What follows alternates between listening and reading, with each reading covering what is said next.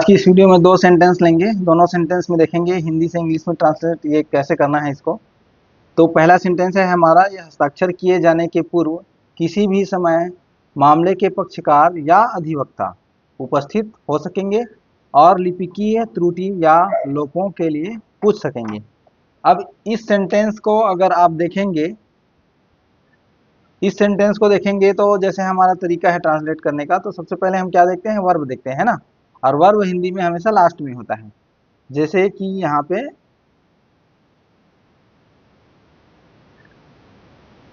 यहाँ पे पूछ सकेंगे, ये एक वर्ब है, ठीक है। वर्ब यानी कि क्रिया है। और इस सेंटेंस में आप देखेंगे कि दो दो क्रिया है, ठीक है। यहाँ और से जुड़ा हुआ है तो यहाँ पे उपस्थित हो सकेंगे,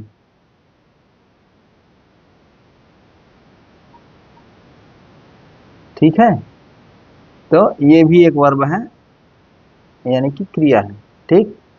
तो हिंदी में लास्ट में होता है। क्यों? अब ये जो वाक्य है एक सरल वाक्य है, लेकिन इसमें दो दो क्रिया है, यानी दो क्रियाओं के होने की बात यहाँ पे और करके यहाँ कनेक्टर से जोड़ करके बताया गया है। अब इसमें देखेंगे, वैसे ज्यादा कोई खास वर्ड मीनिंग की जरूरत इसमें नहीं है मेरे ख्याल से। हस्ताक्षर का होता है सिग्नेचर, आप सबको पता होगा सिग्नेचर, है ना। हस्ताक्षर का मतलब होता है सिग्नेचर। के पूर्व के लिए आ जाएगा बिफोर। किसी भी समय का मतलब होता है एट एनी टाइम। मामले के लिए होता है केस। और पक्षकार होता है पार्टी। और अधिवक्ता होता है काउंसिल। यहाँ पे उपस्थित हो सकेंगे, ये सब बता ही दूंगा। लिपिकी का मतलब होता है क्लेरिकल। क्लेरिकल। त्रुटि के लिए मतलब होता है एरर। और लोपों का मतलब होता है ओमिशन।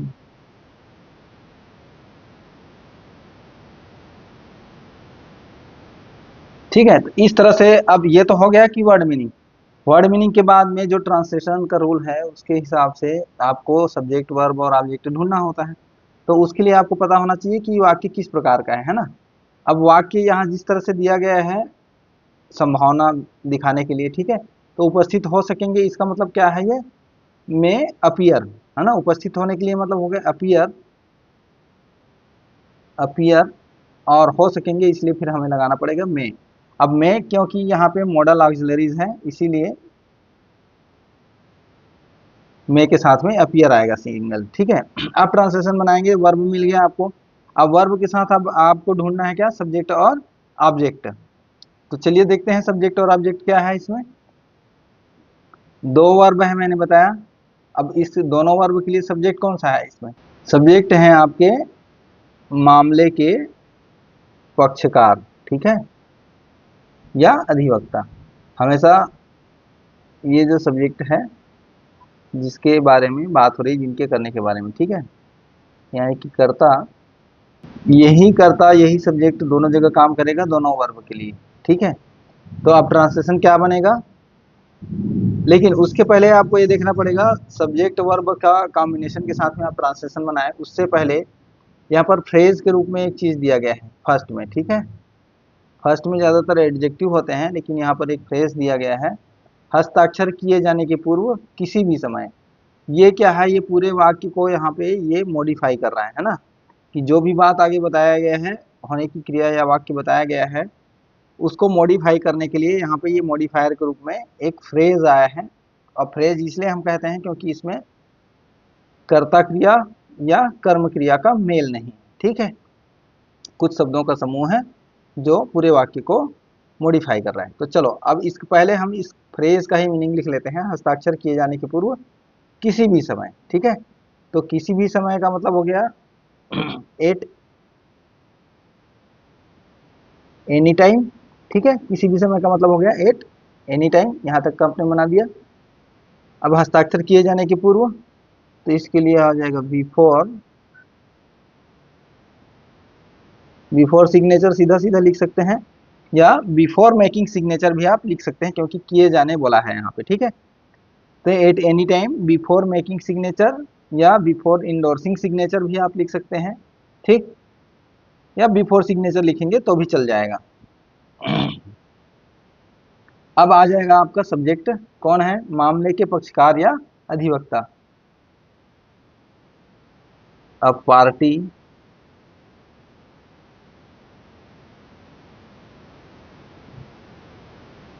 आर, पार्टी पहले नंबर पर आएगा, उसके बाद में काउंसिल आएगा। ए पार्टी आर काउंसिल। अब किसके हैं वो, पार्टी और काउंसिल किसके हैं, इसके बारे में बताया गया है, मामले के, ऑफ द केस, ठीक है। अब आ जाएगा आपका वर्ब। वर्ब क्या है यहाँ पे, उपस्थित हो सकेंगे। तो उपस्थित हो सकेंगे के लिए जैसे मैंने बताया, मे अपीयर, ठीक है। अब यहाँ तक का ट्रांसलेशन आपको बन गया। अब सेकंड में जो वर्ब है इसका भी सब्जेक्ट कौन है, इसका भी सब्जेक्ट वही है, पक्षकार और अधिवक्ता, ठीक है। तो मे अपीयर एंड, तो अब वर्ब हम लिख रहे हैं, ठीक है। ये मॉडल ऑक्सिलरी है जैसे मैंने बताया, और उसके बाद में वर्ब है मेन वर्ब। अब उसके साथ में दूसरा भी जो वर्ब है उसको भी लिखेंगे, मे अपीयर एंड, पूछ सकेंगे, है ना, एंड आस्क, पूछ सकने के लिए क्या है, आस्क है। मे आस्क है एक्चुअली में, लेकिन मे यहाँ पे कॉमनली लिया गया है, मे अपीयर एंड आस्क, ठीक है। तो मे अपीयर एंड मे आस्क दोनों का एक ही मतलब है। तो इस प्रकार से ये ट्रांसलेशन बनेगा। अब बच गया जो क्या है, बचे हुए हैं क्या, लिपिकीय त्रुटियां लोपों के लिए। तो ये क्या है, एडवर्ब ऑफ रीजन है, ठीक है। तो इसको जो बचा हुआ है इसको हम इस तरह से पीछे पीछे जाकर के इसका ट्रांसलेशन हम बना लेंगे, ठीक है। तो के लिए का ट्रांसलेशन बनेगा फॉर। अब त्रुटि पहले आया तो हम त्रुटि को पहले लेंगे, उसके बाद में यहाँ करके हम लोपों के लिए लिखेंगे, ठीक है। तो मैं आस्क फॉर, त्रुटि का हो जाएगा एरर, आर या के लिए हो जाएगा, और लोपों के लिए हो जाएगा omission, omission, clerical, clerical error और ओमिशन, ठीक है। तो यहाँ तक का आपका ट्रांसलेशन इसमें आराम से बन गया। अब उसके बाद जो सेकंड आपका जो सेकंड नंबर का जो सेंटेंस है, इसमें आप देखेंगे इसी तरह से इसको भी बना लेंगे। यहाँ पे ध्यान देने वाली बात यह है कि जब तक की बोला है, ठीक है, और निगेटिव में सेंटेंस जा रहा है, ना किया जाए, ये, ठीक है। तो जब तक कि ना किया जाए, इसका मतलब निगेटिव हो गया। तो इफ नॉट है इसका मतलब, है ना, इफ नॉट का मतलब होता है अनलेस। तो ये वाक्य जो है अनलेस से शुरुआत होगी, क्योंकि एक हिस्से में इसका यहाँ तक का जो पोर्शन है, ठीक है, यहाँ तक का जो पोर्शन है, ये क्या बता रहा है, एक कंडीशन, एक शर्त, एक संभावित स्थिति के बारे में बात कर रहा है। और जो दूसरा पोर्शन है, ये वाला पोर्शन, ये पोर्शन रिजल्ट के बारे में बात कर रहा है ना, परिणाम, रिजल्ट यानी परिणाम के बारे में बात कर रहा है। तो पक्षकार अधिवक्ता ये सब मालूम ही है, अन्यथा का होता है अदरवाइज, आप सबको पता होगा। निवेदित का मतलब है रिक्वेस्टेड,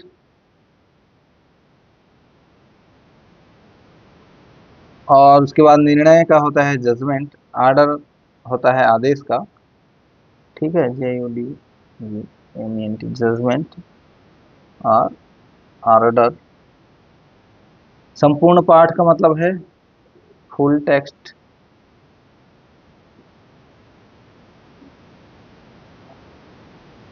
पढ़े का है यहाँ पे रीडिंग। अब बिना के लिए है विथआउट। परिणाम का मतलब होता है रिजल्ट। बोलकर होता है अनाउंसमेंट, अनाउंसमेंट। सुनाया गया का मतलब है, सुनाया जाएगा का मतलब है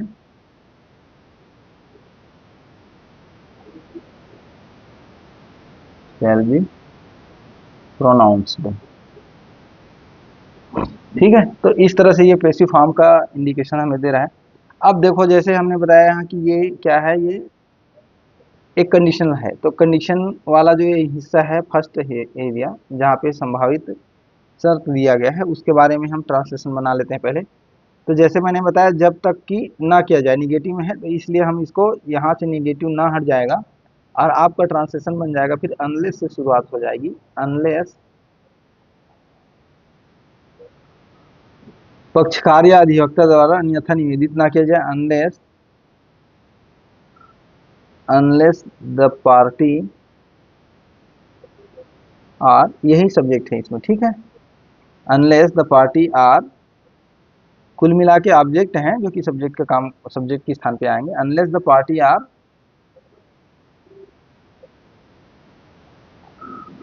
सॉरी, अनलेस, अन्यथा निवेदित है ना, निवेदित कीजिए वर्ब आ जाएगा। अनलेस अदरवाइज,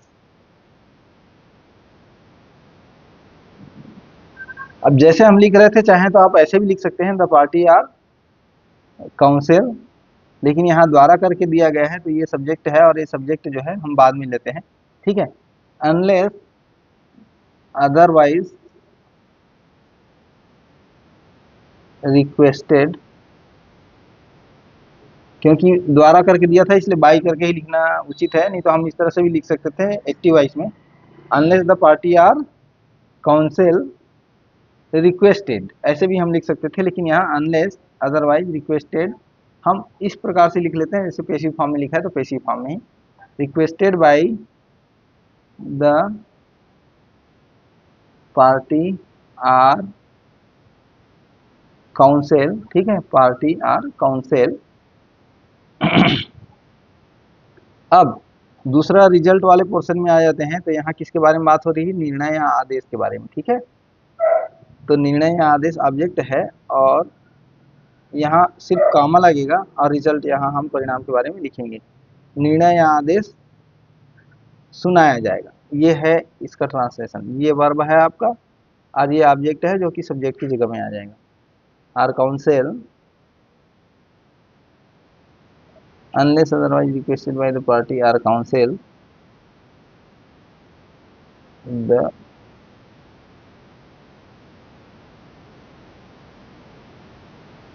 judgment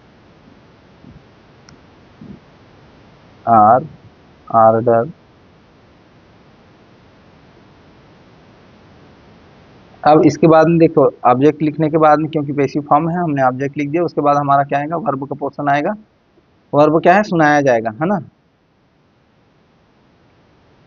बी, आप चाहें तो सिर्फ बी प्रोनाउंस्ड करके भी लिख सकते हैं, बी प्रोनाउंस्ड या शैल बी प्रोनाउंस्ड, ठीक है, ऐसे भी आप लिख सकते हैं। द जजमेंट और ऑर्डर बी प्रोनाउंस्ड, बोलकर है तो बोलकर, तो इसको हम बाई के थ्रू लिखते, प्रेपोजिशन के साथ में भी इस तरह से हम कर सकते हैं, पार्टिसिपल का यूज करके भी लिखते हैं, ठीक है। लेकिन हम यहाँ पे प्रेपोजिशन के द्वारा भी हम लिख सकते हैं, बाई अनाउंसमेंट, बाई अनाउंसमेंट, किसका अनाउंसमेंट है, रिजल्ट का, अनाउंसमेंट ऑफ रिजल्ट। बिना के लिए हो जाएगा विथाउट, विथाउट, पढ़े के लिए हो जाएगा रीडिंग, विथाउट रीडिंग, पढ़े बिना का मतलब हो गया विथाउट रीडिंग, किसको पढ़े बिना है, संपूर्ण पाठ को, ठीक है, विथाउट रीडिंग द, संपूर्ण के लिए हो जाएगा फुल या वॉल भी लिख सकते हो आप, पाठ के यहाँ लेसन नहीं है इसलिए जितना लिखा हुआ है उसके बारे में बात हो रही, तो इस तरह से टेक्स्ट ऐसे करके आप लिख सकते हैं। तो इस तरह से मुझे नहीं लगता कि कोई आप लोगों को दिक्कत आएगी, इस तरह से अगर आप बनाने जाएंगे तो आराम से आपका भी ट्रांसलेशन आपसे बनेगा। मुझे उम्मीद है आप सबको ये वीडियो पसंद आएगा। वीडियो पसंद आएगा तो वीडियो को लाइक कर देना, दोस्तों को, साथियों को शेयर कर देना और इसी तरह की कंटेंट पाने के लिए चैनल को सब्सक्राइब भी जरूर कर लेना।